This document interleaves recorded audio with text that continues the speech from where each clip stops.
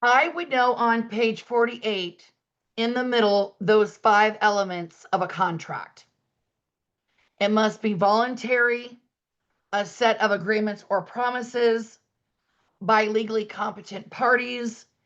There must be some form of consideration, which would be the value of the contract, not the deposit, but the purchase price. And it's got to be for a legal act. Now, I've got a winded explanation for each of these, but the key one is going to be legally competent parties, I think, on the exam. And that we review on page 52. And I just want to remind you here and there, something signed by a minor is voidable, voidable, voidable, voidable. Page 49, I would know statute of frauds. This says that while documents, legal documents for contracts can be oral or written, the statute of frauds says there are some contracts that must be in writing in order to be valid or legal. And in Iowa, a perfect example is a listing agreement with a seller. The law says we cannot market someone's property unless we've got a signed listing agreement with that seller. That's an example. Let's flash forward. I think you've got a lot of goody on page 51. First of all, we have an offer. This is a written proposal that a buyer will give a seller or a tenant will give a landlord. Once that's given to the, let's say, seller from a buyer, there's a few options that could happen. Number one is the seller accepts it. Yay, yay. But remember, acceptance includes signature and delivery, not just signature. It requires that the buyer be notified. So it's signature and then delivery back. Another phrase they might use for that is meeting of the minds. Meeting of the minds. Another option is to rescind an offer. That's to withdraw it. And a buyer can withdraw an offer at any time before it's accepted. A counter offer is when any change is made to the contract from what the buyer originally wrote. So I write an offer to you for 300,000. You come back and you say no, 310,000. That's a counter offer. And any counter offer, the true definition of it means that the original no longer exists. The other thing I want to stress is it's any change to the contract.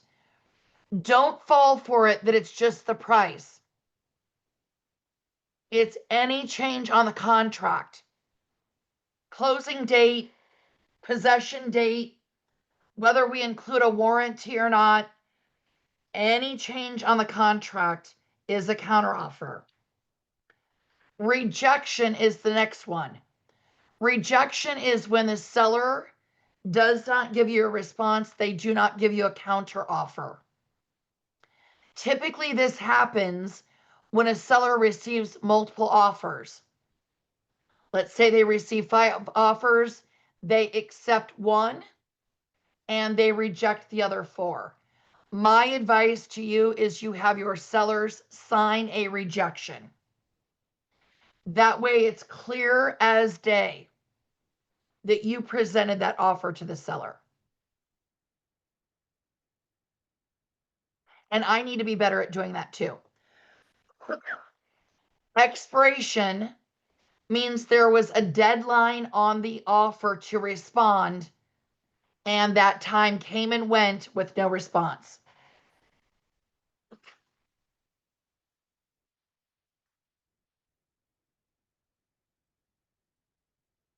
It's expiration.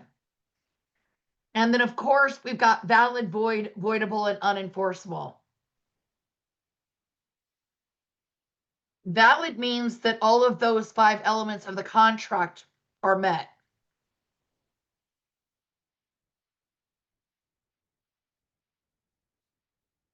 Unenforceable means maybe they missed one of the statute of frauds.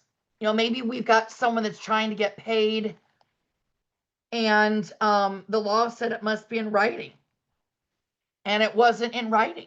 Taylor Swift was a part of a lawsuit with an agent, and the agent sued her, showed her a property, and then she ended up buying it directly from the seller and not using him, and then he sued for commissions. And I believe that Taylor won that lawsuit because no agency was ever established. And in that state, to establish agency, you had to have it in writing. And he never had it in writing. That's my understanding of that story. Void and voidable then are the two that are, maybe easy to get confused. Void means that the contract was straight up missing an element. Or void can happen by mutual agreement between buyer and seller. But on the exam, I bet they're going to want to know this voidable. And again, a contract signed by a minor, voidable, voidable, voidable. Page 53 is a letter of intent. This is basically a document that just writes out basically an outline or a highlight of the terms that the buyer is offering the seller. It's a preliminary kind of more informal offer. They'll get that agreement and then they will write an actual formal offer. And typically that's written then by an attorney. This is used a lot. We're going to talk more about earnest money with escrow accounts during transfer of title.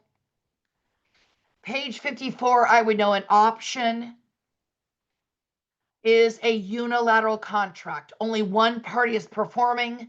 The other one is holding tight and can't sell the property to anybody else.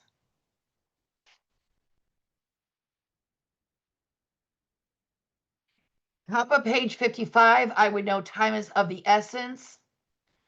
This does not mean ASAP. It means there are certain deadlines in the contract that we've got to meet in order to get to closing on time. Here's my example. Buyer and seller agree to a 10-day window for a home inspection. They sign that agreement. The seller cannot call and demand it be done on day 3. That buyer has until 11:59 p.m. of the 10th day. On the other hand, if those 10 days come and go and the buyer doesn't do their home inspection, then that means they're moving on and they're moving forward without a home inspection. They missed their window. Then I would know on 55, they're kind of bottom middle. An addendum adds information to a contract, an amendment changes it.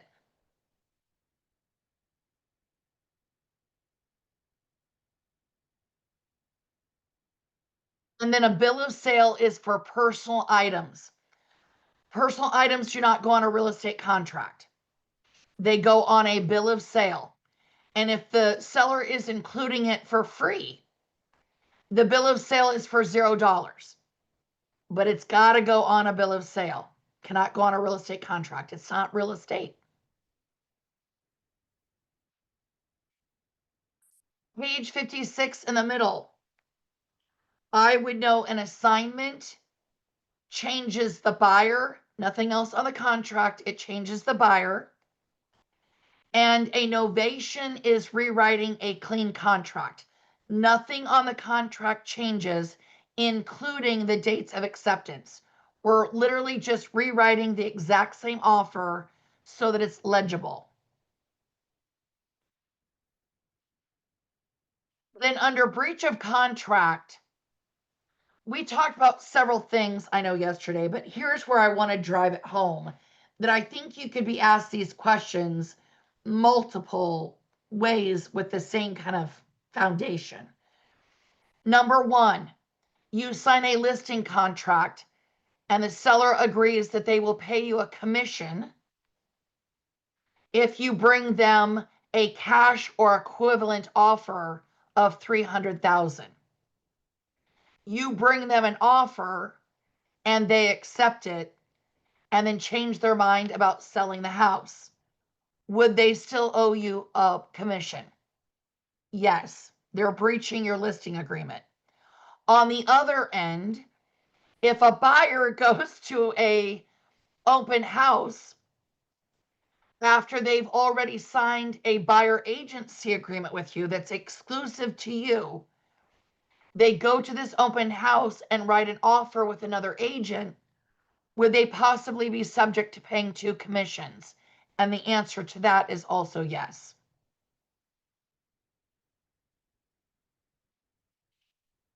You've got 15 test questions on this. And I bet of the 15, you're going to have maybe 5 that you got to know whether the offer is real or not. So that's why I want you to know those 5 elements that make it valid. And I want to drive home that you know that voidable is a minor. I think you could have 3 to 5. Just basically, you got to know, is this offer real or not? And if it's missing one of those elements, like it's for an illegal act, no. So 3 to 5 could come from just that first 2 or 3 pages. Then on page 51, that offer and acceptance, all those details, that one, I think, again, you could have 3 to 5 questions just on whether the offer was.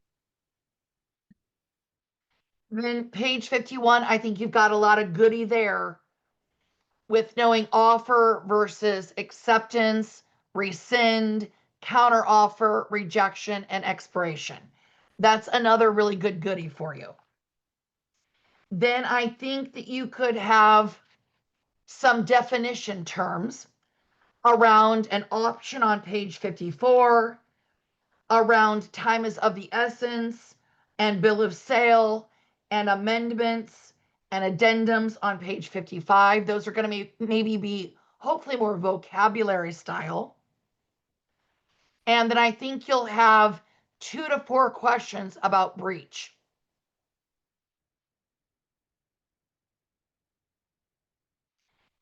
If you ever lay awake at night and think, what should I study? What should I be doing right now? Your answer is contracts. I've been saying this over and over. But you've got 15 on the national, and then you'll have another 7 on the state that we'll review next week. So this is a big impact for you on the exam.